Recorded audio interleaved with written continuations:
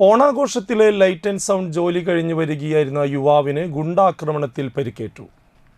19 വയസ്സുള്ള കീഴ്പള്ളിക്കര പട്ടത്ത് ബിജുമോന്റെ മകൻ ജിഷ്ണുവിനാണ് പരിക്കേറ്റത്.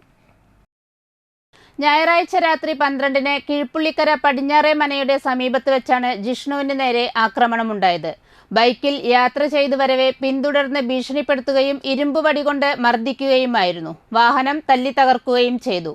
നിരവധി ക്രിമിനൽ ലഹരിക്കടത്ത് കേസുകളിലെയും ഹണി ട്രാപ്പ് കേസുകളിലെയും പ്രതിയായ കീഴ്പള്ളിക്കര കല്ലിങ്ങൽ സൽമാനാണ് ആക്രമിച്ചതെന്ന് അന്തിക്കാട് പോലീസിൽ നൽകിയ പരാതിയിൽ പറയുന്നു.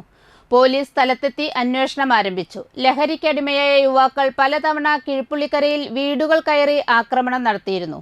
മാരക രാസലഹരി മരുന്നുമായി മറ്റൊരു യുവാവും കഴിഞ്ഞ ദിവസം പിടിയിലായിരുന്നു.